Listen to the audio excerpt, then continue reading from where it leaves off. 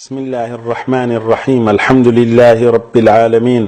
والصلاة والسلام على المبعوث رحمة للعالمين وعلى آله وصحبه أجمعين. اللهم طهر قلوبنا من الشبهات والشهوات وأعمالنا من الرياء يا رب العالمين. مسلمانانی بەڕێز و سەنگین خۆشحاڵ و بەختەوەرین پێتان دەگەینەوە بۆ پێشکەشکردنی ئەڵقەی 11 لە زنجیرەی هەڵبژاردن و دەنگدان لە دیدگای قورئان و فەرموودە. لەوێوە پچڕاندمان لە ئەڵقەی ڕابردوودا لە خراپیەکانی کە گوتمان چەندین خراپەی لێ دەکەوێتەوە و چەندین تاوان و بێشەرعی و خلیسکانی لێ دەکەوێتەوە کاتی پڕۆپاگەندەی هەڵبژاردن پێشی چوونە ناو پەرلەمان. ئەو جاریەکێک لەو خاڵانەی کەوا هاتینە سەری لە کۆتا خاڵی هەڵخلیسکان و خراپیەکانی پێش چوونە ناو پەرلەمان و ئەندامیەتی بوون، گوتمان ئەویش ئەوەیە کە بریتیە لەوەی چەندین کاری بێشەرعی و گوناهی تێدا ئەنجام دەدرێت، لێک لەوان ڕازیکردنی خەڵکی بەوەی دەنجی پێ بدەن و ئەو کەسە هەرچێ بیت دایانەوێ و یەکێکی تر لەوان خەڵک کۆکردنەوە بۆ گوناه و بێشەرعیەکان. ئەوە گوتماوەکو وێنە کێشان و تێکەڵی نێرومێ و یەکتر دیتنی بێشەرعیانەی نێرینە و مێینە لەو شوێنانە کەوا ڕوو دەداتن و بەڵگەکانمان لەسەری هێنایەوە. و گوتمان قسە و گەورە و بەڵێنی ساختە و درۆ زۆر جار دەدرێ لەوێ و دەقە شەرعیەکان لە جگە لە شوێنی خۆیان بەکاردەهێنرێن، وەکو دەڵێن شایەدیە و ئەگەر شایەدیت نەدا لە قیامەتدا یەخەت دەگرین و تاوانبار دەبی. ئەوانەمان باس کرد و ڕۆنمان کردەوە. ئەو جارە دەین یەکێکی تر لەو خراپی و بێشەرعیانەی کەوا لێی دەکەوێتەوە لە کاتی خەڵکی کۆ دەکرێتەوە و لە کاتی پڕۆپاگەندەی هەڵبژاردن پێش چوونە ناو پەرلەمان، ئەویش بربژێرکردن و کاندیدکردنی ئافرەتانە. بە دڵنیاییەوە لە ئیسلامدا ئافرەت وەکو ئافرەت تەمەشاکراوە و کار و ئەرکەکانی بۆ دانراوە و مافەکانی پارێزراوە، وەکو خوای پەروەردیگار ئەوی بەدیهێناوە و بۆی داناوە. دەبێ هەم ئافرەتان و هەم پیاوەکانیش پێی وەڕازی بن و بۆی ملکەج بن و ئافرەتان بە ڕازیبوونەوە جێبەجێ بکەن و داوای تەنها ئەو مافانە بکەن کە خوا پێیداون، و پیاوەکانیش بە ملکەجبوونەوە ئەو مافانەی خوا پێیداون بۆیان جێبەجێ بکەن و دەستەبەر بکەن و مافیان پێشێل نەکەن. و کاری بەڕێوەبردنی دەسەڵاتی گشتی بە دڵنیاییەوە لەکن زۆربەی هەرە زۆری زانایانەوە اختلاف و جیاوازیەکی یەکجار کەمی تێدایە. ئەویش زانایەکانی تر فەرمیانە و بەڵگەیان بەهێسترە حیسابیان بۆ ئەو ڕاوبۆچوونە نەکردیا. دەڵێن دەسەڵاتی گشتی و ویلایە عامە نادرێتە دەستی ئافرەتان وەکو سەرۆکایەتی و دادوەری و هەتا دوایی، چونکە ئافرەتان ڕەنگە خوای پەروەردیگار بە دڵنیاییەوە باشتری زانیە ئەو کاروبارەیان تەواو پێڕ نەسوورێ و ئەرکەکە زۆر قورس بێ لەسەریان و ئاسان نەبێ بۆیان. بەڵگەکان وەکو سەرەتا دەڵێن بە بەڵگەی ئەوەی خاڵی یەکەم لە بەڵگەکان بە درێژایی مێژووی دەسەڵاتی سەردەمی پێغەمبەرەوە عەلەیهی سەڵات وسەلام و خەلیفە ڕاشیدەکان ئەبوو بەکر و عومەر و عوثمان و عەلی خوا لە هەمویان ڕازی بێت و پێشینانی چاک بە تێکڕا ڕەحمەتی خوایان لێبێت کاری گشتی و فەرمانڕەوایەتیان ئیگشتی بە ئافرەتان نەداوە، کە باشترین ئافرەتانیشیان لە نێودا هەبووە هەم لە زیرەکی و دانایی و زانستی و عیلم و لە تەقوا و پابەندیەوە. و خاڵێکی تر بۆ بەڵگەهێنانەوە ئەو فەرمودەی پێغەمبەر عەلەیهی سەڵات وەسەلام کە دەفەرمووی لەن یوفلیح قەوم وەلەو ئەمرەهم ئیمڕەئە، لە سەحیح بوخاری هاتیە بە ژمارە 4425 و لە شوێنێکی تر هەر لە سەحیح بوخاری بە ژمارە 7099 ئەو فەرمودە تۆمار بووە، واتە سەرکەوتوو نابن ئەو کەسانەی کە ئافرەتی دەکەنە بەرپرسی کاروبارەکانیان. مەبەست پێ کاروباری گشتیە، ئەگەر نا ئافرەت لە ماڵەوە بەرپرسە، خوای تەعالە بەرپرسی ماڵەوەی پێداوە، ئی منداڵی، ئی خۆی، ئی پیاوەکەی، ئی ماڕ و سامانی پیاوەکەی و ڕاگرتنی و پاراستنی لەوەی ئەرچی لەسەرە و لە ئەستۆیە و بەرپرسایەتی پێدراوە. زۆر جار کاندیدبوونی ئافرەت و ژنەکان بە دڵنیاییەوە ناکۆچی و کێشەی خێزانیشی لێکەوتیتەوە و دەکەوێتەوە لە وڵاتان و لە شوێن وڵاتەکەی خۆشمان، مەگەر کەس و کاری ئەو ئافرەتە لایەنگر بن یان ئەندام بن لەو کۆمەڵ و پارتەی کە ئافرەتەکە خۆی بۆیان کاندید کردووە و یان لەسەر لستی ئەوان بربژێرە. جازیانی بەدئابوڕوویی و بێشەرمیشی لێ دەکەوێتەوە بۆ ئافرەتەکەی بە دڵنیایی وا دەدیترێ بە بەرچاوان و وەدەبیستین و جاری وا بووە گەنج و هەرزەکاران قسە و پەلاری ئابڕوو بەرانەیان لەو ئافرەتانە داوە و ئافرەتەکان ئەگەر بۆ خۆیان بیستیتیان قبوڵیان بووە بە ئەلمانی و بەو ئافرەتانەی کەوا ئیسلامیشیان وەکو پاشکۆ بەخۆوە لکاندووە و ئەو کارە بێشەرعیانە تەنانەت لەو کات و شوێنانەکەوا دەکرێتن پەنا بەخوای رب العالمین بەبێ گوێدانە شەرعی خوای رب العالمین و جاروەیە کاری زۆر ناشیا و قێزەون و بێشەرعیشیان لێداوە کراوە بەبەر چاوی خەڵکی لەلایەن خەڵکانێکی هەرزەکار و نێرینە. جا خلیسکان و خراپیەکان زۆرن. چەند لێی وردبینەوە بە دڵنیاییەوە ئەوانەی کەوا لە پێشی چوونە ناو پەرلەمان و لە کاتی پڕوپاگەندەی هەڵبژاردن زیاترمان بۆ دەردەکەوێت. ئەگەر سوودی ڕواڵەتی و کەمی وەکو تۆمار و وەلە پاشان وەکو قمار و ئارەق لێی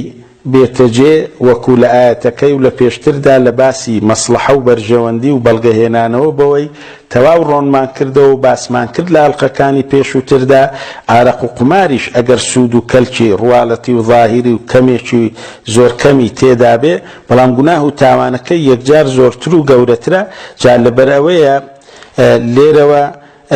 کۆتایی پێدەینین و دەڵێن زیان و خراپە و تاوان و خلیسکانەکان ئەوە ئێمە تەنها چەند نمونەیەک بوو هینامانە بەرگوێزکەتان و وەخستمانە ڕوو بۆ ئەوەی بەڵگە بەدەست بن سوود و کەلکی لێوەربگرن ئەوانەی تا ئێستا نەیانزانیە بیزانن و لێی بگەڕێنەوە گەر بەشدارن لەو شوێنە گوناه و تاوانانە و ئەوانەش کەوا زانی بیان جارێکی تر حجە بێ بەسەریانەوە ئەگەر بیانوی پێدەینەوە بیان و بڕبن و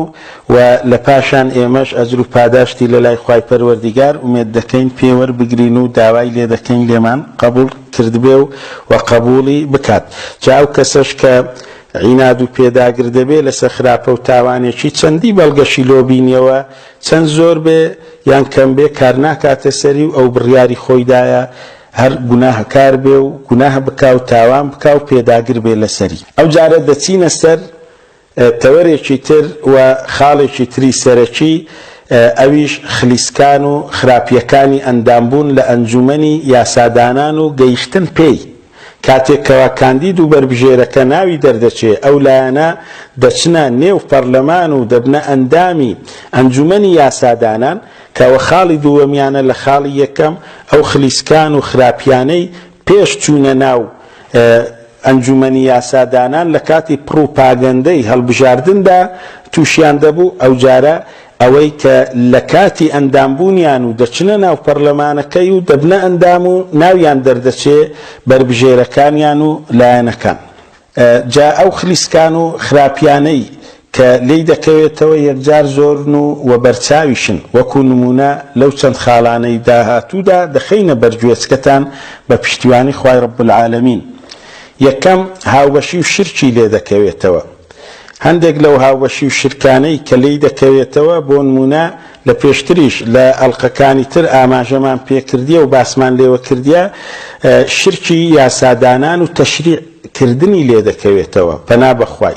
لە ڕوانگەی قورئان و فەرموودا یاسادانان و تەشریع تەنها و تەنها مافی خوای پەروەردیگارە بۆ هیچ کەس و شتێک و لایەنێک نییە ئەو مافەی بەخۆیەوە ڕەوا ببینێت. لە چەندین ئاەت خوای پەروەردیگار ڕۆنی کردوتەوە کە هەر ئەو حاکم و فەرمان ڕەوایە و یاسادانەرە و هەر وەکو لە بەڵگەکانی ڕای دووەم باسمان کرد و چەندین ئاەتمان هێناوە بۆ نمونە ئەو ئاەتانەی کە خوای رب العالمین لە چەند سوورەتێکی لە سوورەتی الأنعام ئاەتی 57 و لە سوورەتی یوسف ئاەتی 40 و هەم لە ئاەتی 67ش کە فەرموویەتی ئین الحکم إلا لله حکم و فەرمان ڕەوایەتی تەنیا و تەنیا بۆ خوایە و هی ئەوە هیچ کەسێک نابێ بیر لەوەی بکاتەوە بەشدار بی لەگە خوای پەروەردیگار لە یاسادانان و تەشریعکردن و هەر یەکێک یاسا دابنێت و خوای پەروەردیگار پەنا بە خوای رب العالمین بە هاوبەش بڕیاردەر ناوی بردووە و بە هاوبەش ناوی هێناوە لە قورئانی پیرۆزدا کە دەفەرمێ أم لهم شركاء شرعوا لهم من الدين ما لم يأذن به الله سورة الشورى آيات 21 واتە ئەوان هاوبەشانێکیان هەیە کە یاسایان بۆیان داناوە لە ئاین کە خوا ئەو مۆڵەتەی پێیان نەداوە و لە پاشان یەکێکی تر لە شرک و هاوبەشیەکان شرکی تاعەتە واتە گوێڕایەلیکردنی ڕەهایی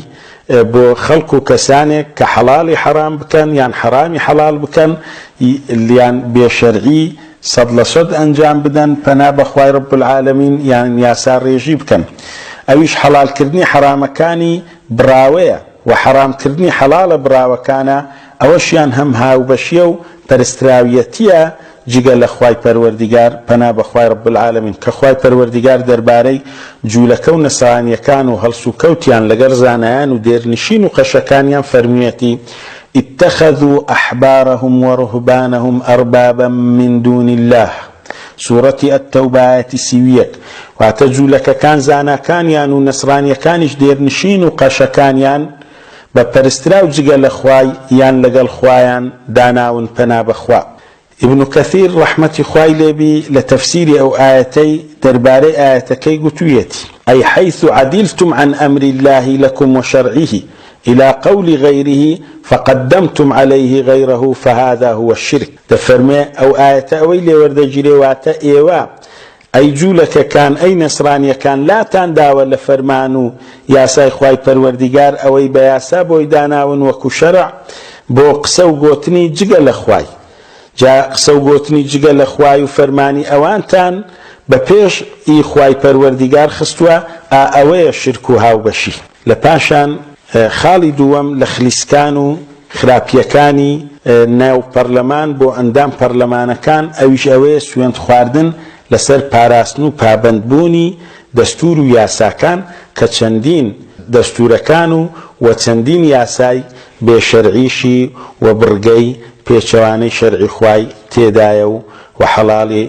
کە خوا بڕاندی تێوە حەرامی کردی و حەرامێک کە خوا بڕاندی تێوە حەڵالی کردیە یەکەم هەنگاو بە دڵنیاییەوە لە هەمووان ڕۆن و ئاشکرایە کە دەبێ ئەندام پەرلەمان بیهاوێژێت و بینێت ئەویش سوێند خواردنە بە هەڵبژاردننی خۆی و بەبێ هیچ زۆرەملەیەک و ناچاریکردن کە ئەو سوێندە دەخوات کە زۆرینەی یاساکان لەسەروەی کە ئەو یاسایی بپارێزی و پەیوە پابەند بێتن و لەگەڵ ئیدابی کە زۆرینەی یاساکانیش بێشەرعینە جاروەیە کوفر و شرکیشن پەنا بەخوای رب العالمین کە دەڵێ سوێند دەخۆین لە ڕواڵەتیەوە ئەوە ڕاوبۆچوونی کە هەندێکیان بوو لەوانەی کەوا ڕێگایاندایە بە مەرج بچنە ناو پەرلەمان ئەوانەی پاشکۆی ئیسلامیان بەخۆیانەوە لکاندووە کە دەڵێن لە ڕواڵەتدا سوێندوا بخۆ لە ناودڵی شتدا ئەوەی دابنێ کە تەنها یاسا و دەستور ڕێک دەپارێزین کە ڕێزی لێ دەگرین کە پێچەوانەی شەرعی خوا نەبێت جا ئەوە چەواشەکاریە بە دڵنیاییەوە لە ئیسلام جێگای نابێتەوە و پێچەوانەی بەڵگە شەرعیەکان و فتوای متمانەی زانایانی متمانەیە هەندێک لە بەڵگەکان بۆ فوچەڵکردنەوەی ئەو چەواشەکاریە کە کراوە و دەکرێت ئەویش ئەوەیە پێغەمبەر عەلەیهی سەڵات وسەلام فەرموویەتی لە صەحیح موسڵیمدا کاتووە یەمینوکە عەلا ما یصدقك عليها صاحبك واتە سوێندەکەت لەسەر ئەوەیە و لەوەیەوە لێت دەکەوێت کە ڕێکەت لەسەریەوە بەڕاستگۆت دادەنێ و پێت بڕوا دەکات یعنی ئەوەی سوێندت دەدا ئەو مەبەستە و ئەو بەچنیەتێک سوێندت دەداتن و ئایا بۆ چ سوێندت دەدات و دووەم نیەتی باش کاری خراپی پێ نابێتە باش ئەوە بنەمایەکی زۆر ڕەچاوکراوە لە شەریعەتی ئیسلامدا ئەوەی بتپەرست بێ بڵێ نیەتم باشە لە بتپەرستیەکەم ئەو مەبەستم پێ تەنها خواپەرستیە بە دڵنیاییەوە و قسەی لێوەرناگیرێ ئەوەی کەوا پەنا بەخوای رب العالمین زینای بکە بڵێ مەبەستم دڕاگرتنی ئافرەتێک کە داوای لێکردم ئەگەر پیاوە و ئەگەر پیاویشە ئافرەتیشە بڵێ پیاوەکە وەبی تام و چێژ بکاتن و ئەوەی پێوەبی ئەوەم لە دڵدا بووە مەبەستم پێ گوناهەکە نەبووە گوناهە و تاوانەکەی هەر لەسەرە هەر لەسەری حیسابە یان ئەوەی حرامێک بخوا بڵێ مەبەستم پێ خێر و چاکە بووە لێی وەرناگیرێ، یان حرامێکی کار و ئیش تێدا بکا بڵێ مەبەستم پێ ئەوەیە بیرێکی پێ لێدەم بە پارە و پولەکەی ڕاستە دەزانمەوە حرامە نیەتم تێیدا باشە و لە کۆتا و ئەنجامەکەی دەمەوە مزگەوتێکی پێ دروستکەم، ئەوانە لێی وەرناگیرێ و قبول نییە لە شەریعەتی ئیسلامدا. و لە پاشان ئەو بابەتە کارە و قسە درۆی لێ بەرهەم دێت بە گوێرەی شەرعی و لە نێو عورفیشدا و قبول کراو نییە بە کەسێکی تۆ بڵێ سەلەم بۆ نمونە ئەو شتم بە قەرز بدێ بۆ ماوەی ساڵێک، سوێندی بۆ بخۆی و بەڵێنەکەشی پێ بدەیت. کاتێکەوە کەسەکە هات لە ماوەی ئەو ساڵیدا کە مەوعیدی هات و کاتی هات داوات لێ بکە، ئەتوو بڕێ کاکە من لە نیەتی دڵمدا مەبەستم پێ 5 ساڵ بوو، مەبەستم پێ ساڵێک نەبوو، ئایا لێت قبول دەکا و خەڵکیش لێت قبول دەکەن؟ ئەو قسە وەرگیراوە نەخێر بە دڵنیاییەوە ڕەتکراوەیە بەسەرتدا، لەبەرەوەی پێت دەگۆترێ ئەتوو بە قسە و ڕواڵەتی خۆ دوات گۆت، خۆ ئێمە دڵی تۆمان لەت نەکردووە، بزانین چی تێدایە، نیەتی دڵان ناخوا، مادەم قسەیەکەت کرد قسە سەرزارەکیەکەت لێ وەردەگیرێ، ئەو سوێند خواردنە شەروایە پەنا بەخوای. و لە پاشان خاڵێکی دی گومڕاکردن و چاواشەکاری لێ دەکەوێتەوە بۆ خەڵکی و جەماوەر، چونکە خەڵکی لە ڕواڵەتەکەیاندا ئەوەی لێ ناخینەوە، ئەوان ئیش دەکەن بە ظاهر، نحن نحكم بالظواهر والله يتولى السرائر، کاتە کار دەکەین بە ڕواڵەتیەوە و خوای پەروەردیگار نهێنیەکان دەزانێ چی تێدایە، کەواتەوە ڕەتکراوەیە و قبول نییە سوێندەکە وەکو ڕواڵەتی لەسەری حسابە لێی دەکەوێ کە دەڵێ من پارێزکاری دەکەم لەو یاسا حرام و گوناه و تاوانانە، بۆ نمونە پارێزکاری دەکەم لەوەی کەوا دز بە پێچەوانەی فەرمانی خوا دەستی نەبڕێ و با تەنها زیندانی بکرێت، خوا دەفەرمێت دەستی ببڕێ، ئەو دەڵێ با دەستی نەبڕێ و تەنها زیندانی بکرێ. زیناکار ئەگەر کچ بوو یان کوڕ بوو با جەڵدەی لێ نەدرێ، من پارێزکاری لەوەی دەکەم بە پێچەوانەی فەرمانی خوای، با تەنها زیندانی بکرێ، ئەگەر پێکەوەش ڕازی بوون و لە یەکتریان بووری کەس تەداخولیان نەکاتن و کارێکی ئازادانەی سەربەستیانەی مۆدیلی دیموکراسیەت و عەلمانیەتی سەردەما. ئەمن پارێزکاری دەکەم لەوەی کەوا یاساکان حەڵالکردنەکانی خوای رب العالمین مافیان هەبێکەوە پێیوە حرام بکرێ و حرامەکان حەڵال بکرێ، سوێندەکە وایە. ئەنی پارێزکار دەبم لەوەی و داکۆچی لەسەر دەکەم، پێدا دەگرم لەسەر ئەو کارە شرک و هاوبەشی و کوفر و حرام و گوناه و تاوانانە. و خلیسکان و خراپەیەکی تر و کە دەکەوێتەوە لە وەی کە دەبنە ئەندام لە نێو پەرلەماندا و لە ئەنجومەنی یاسادانان، ئەویش بریتە لەوەی کەوا هەموو کار و شتێک لەوێوە ڕێگا پێدراوە کە بدرێتە دەنگدان، تەنانەت ئەو کار و شتە پیرۆز و بەڕێزیش بێت بەلای هەر ئاین و کەسێکەوە. یەکێک کەواتە لەو کارە بێشەرعی و ناڕەوایان و نالەباریانەی کەوا لە پەرلەماندا ئەنجام دەدرێ، ئەویش ئەوەیە یەکلابوونەوەی کار و شتەکانە بە دەنگدان. ئەو کار و شتانش چەندی پیرۆزیش بن، چەندی مقەدەسیش بن، چەندی ڕێز لێگیراویش بن، ئاساییە دەدرێتە دەنگدان ئەگەر خەڵکانێک پێیوە هەستان و چەند کەسێک هاتن پرۆسە یاسایەکیان با بێشەرعیبی، با گوناهبی، با تاوانبی خستە ڕوو لەسەرەوەی حەڵاڵێکی براوە کە خوا بڕاندیتیەوە حرام بکرێ، یان حرامێکی براوە کە خوا بڕاندیتیەوە حەڵال بکرێ، یان هەر گوناه و تاوانێکی تر با بدرێتە دەنگدان. ئاساییە و دەبی سەرۆکایەتی پەرلەمان بیداتە دەنگدان ئەگەر مەرج و یاسایەکانی پەرلەمانی لێ هاتبیتە چێ پرۆسە یاساییەکە یان پرۆژەکە، ئەو کاتەی دەدرێتە دەنگدان کە لە ئیسلامدا قەتاوقەت ئەو شتە قبول نییە و ناکرێ و نابێ هەموو شتێک بدرێ لە دەنگدان. تەنانەت مجتەهید و کۆشەشکاری شەرعیش و بۆی نییە کۆشەش و ئیجتیهاد بکە لە هەموو کار و بار و ئیشێکیدا، بەڵکو مرۆڤ دەبێت لە بیر و بڕوا و حەڵال و حەرام و خاڵەیەک لاکراوەکان تەنها مل بدات و تەسلیمیان بێت و بەبێ ئاو ناو دوو دڵیەوە خۆی بکاتە بەندەی خوای پەروەردیگار،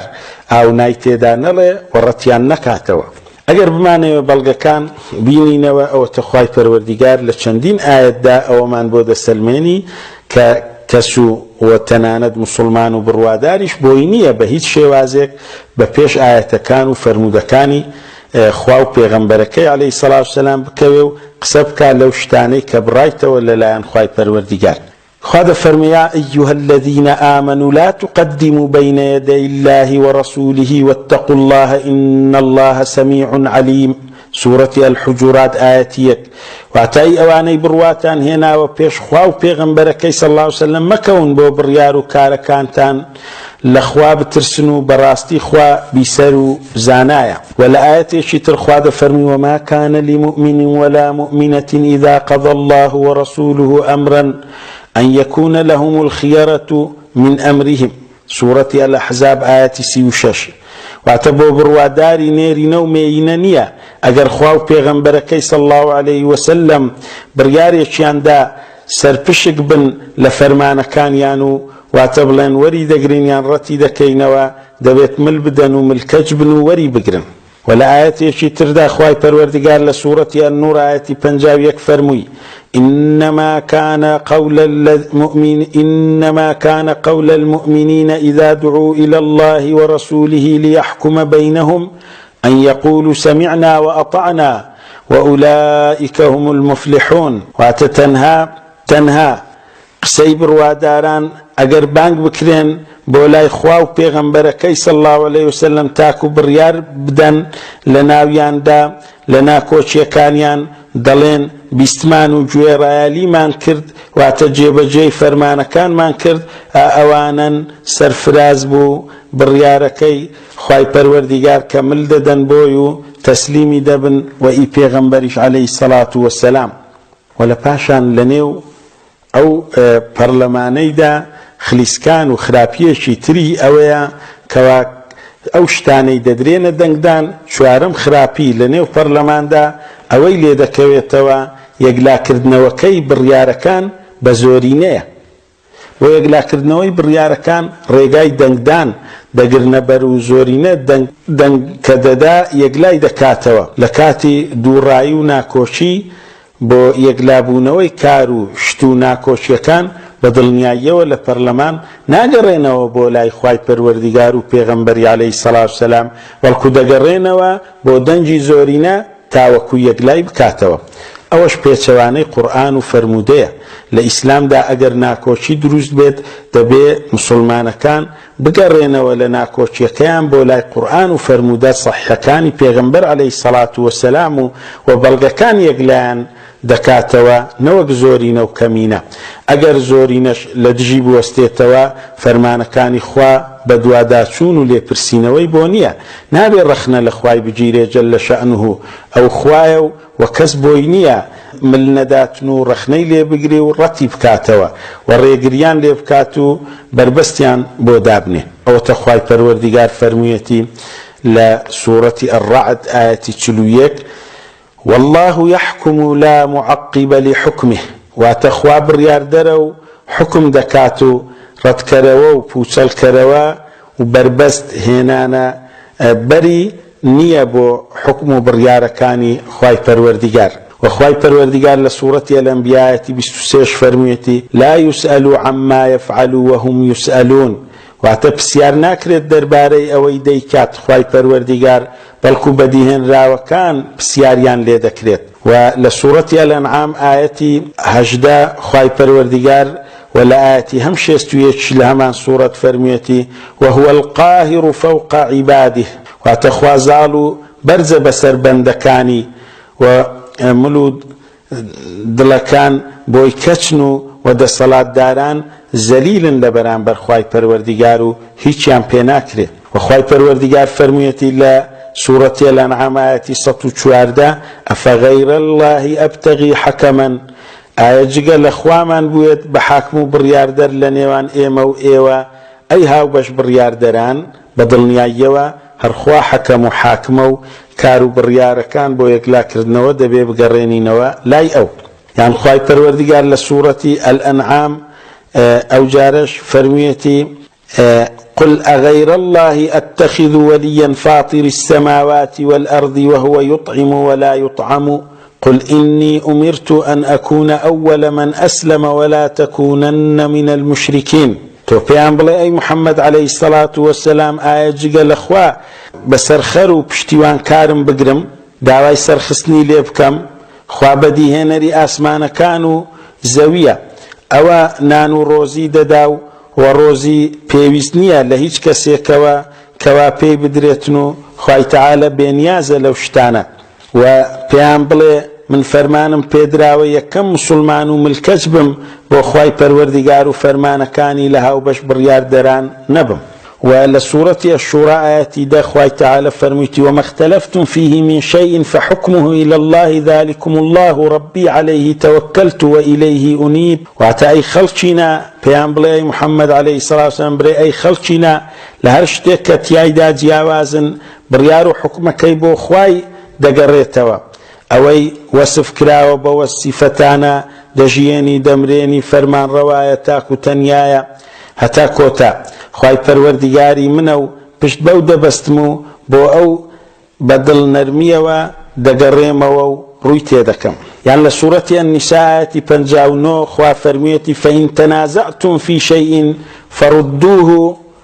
إلى الله والرسول إن كنتم تؤمنون بالله واليوم الآخر ذلك خير وأحسن تأويلا. واتاگەر جیاواز بوون لە شتێک بیگەڕێنەوە بۆ لای خوا و قورئانەکەی و پێغەمبەری خوا صلی الله عليه وسلم فەرموودەکانی. ئەگەر ئێوە بڕواتان هێناوە بە خوا و ڕۆژی دوایی ئەوە چاکترە و باشترین ئاکامە. و ئەو کارەی ئەوان دەیکەن لە نێو پەرلەماندا کە هانا دەبردنە بۆ تاغوتەکان و تەحاکومکردنە بۆ لای تاغوت و حکمە تاغوتیەکان و وەرگرتنی یاسا و ڕێساکانی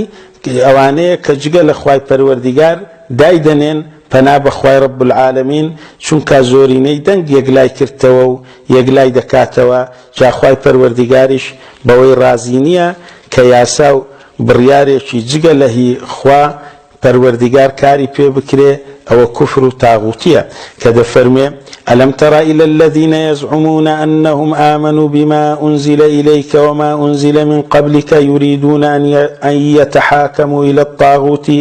وقد أمروا أن يكفروا به ويريد الشيطان أن يضلهم ضلالا بعيدا. سورة النساء 6. خواهي تعالى فرمي ألم تر إلى الذين يزعمون آية نابيني أي محمد عليه الصلاة والسلام وتمشاي أوانا ناكي كوا وادادنين اوان بروان هنا وبوي بوتود ابزيوا او الى بيشتود ابزيوا لگر اوجدا ديانويت برياركان بقرنوا بولاي تاغوت فرمان لوان ور بقرن واوان فرمانيان بيكرا كفر بكان بطاغوتي تا شيطان اوي دكا كغمران دكا بغمرايي دور لراستيكان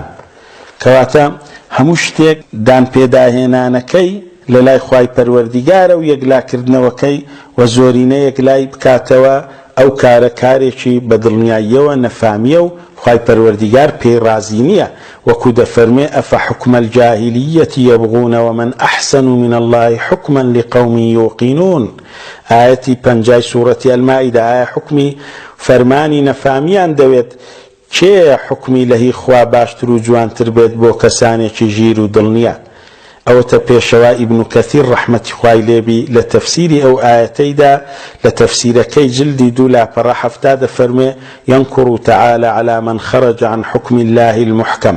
المشتمل على كل خير الناهي عن كل شر وعدل إلى ما سواه من الآراء والأهواء والاصطلاحات التي وضعها الرجال بلا مستند من شريعة الله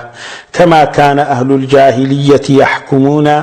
به من الضلالات والجهالات مما يضعونها بآرائهم وأهوائهم، وكما يحكم به التتار من السياسات الملكية المأخوذة عن ملكهم جنكيز خان الذي وضع لهم الياسق، وهو عبارة عن كتاب مجموع من أحكام قد اقتبسها من شرائع شتى من اليهودية والنصرانية والملة الإسلامية وغيرها، وفيها كثير من الأحكام أخذها من مجرد نظره وهواه، فصارت في بنيه شرعا متبعا يقدمونها على الحكم بكتاب الله وسنة رسوله صلى الله عليه وسلم.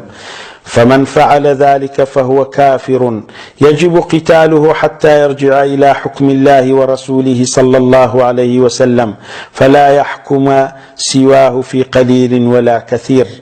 واتى ابن كثير فرموي خواي برز سرزنش دكات بسر اوي درچو بيد لحكم خواي بتوي ريكو بيك او حكم محكمة كاني خواي پروردگار كهمو تاكيشي تيدايا قدغا كاربو همو خرابيك لابداد بوزگا لو لرايا كاني هواو هوسو زاراوا كاني بياوان كدايان ناوا ببي پال پشتيشي لشريعتي خواوا هر وەکو نەفامەکان حکمیان کردووە بەوەی لە گومڕاییەکان و نەفامەتیەکان ئەوانەی دەیان ناون بەڕایەکانیان و هەوا و هەوەسەکانیان هەر وەکو تەتەرەکان حکمیان کردووە بە سیاسەتەکانی پاشایەتی کە وەرگیراوە لە پاشاکەیان جەنگیز خان ئەوەی پێی دەگوترێ یاسیق کە بۆیانی داناوە کە بریتی بووە لە پەرتووکێکی کۆکەرەوە لە بڕیارەکانی کە هەڵی هێنجاون لە شەریعەتە هەمە جۆرەکان لە جوولەکایەتی و نەسرانیەتی و ئاینی ئیسلام و جگە لەوانیش و زۆرێک لە بڕیارانش کەوا داویەتی تێیدا هاتووە وەریگرتووە تەنها لە تێڕوانینی خۆی و هەوا و هەوەسیەوە. جاسا لێرەدا ابن كثير بزانا حكم ددا بسر او كساني كدچن لتاغوتان شتي وردگرنو لو بابته ياسا و دستورانا شتي وردگرن كجگه لإسلاما با إسلامتي شيشان ديكتدابي جادل سالنا رولو نوكاني بوا بشرع ياسايشي بيرو ليكراو يتترو مغوركان ياسقكي كبي مبستا بپیش حکم کردن بپرتوچی خواو فرمودکانی پیغمبریان علیه الصلاة والسلام دخن و دخست. جالیر بریار دا ابن کثیر دا فرمی اوی آوائی کرد بی او کافر بوا جنگو کشتار کردنی پیویستا تاکو دگریتا و بو حکم خواو پیغمبرکی صلی اللہ علیه وسلم لزور و کموا حکم بزگلوان ناکات. جالیر درکوت کواتا کاتمان بەدەستەوە نەما ئیبن کەثیر ڕەحمەتی خوای لێبی ڕاشکاوانە ئەوانەی بە کافر دانا کە حکم و بڕیارەکان دەگەڕێنەوە لۆ لای تاغوتەکان و لە یاسایەکانی جگە لە ئیسلام وەری دەگرن ئەگەر ئەو دەستور و یاسایە هەندێک خاڵ و شتی ئیسلامەتی و شەریعەتی ئیسلامیشی تێدابی وەکو یاسیقەکەی جەنگیز خانی کە دای نابوو بوو بووە دەستورێک پەیڕەوی لێ دەکرا لنيو تتركان. وصلى الله وسلم على نبينا محمد وعلى آله وصحبه أجمعين.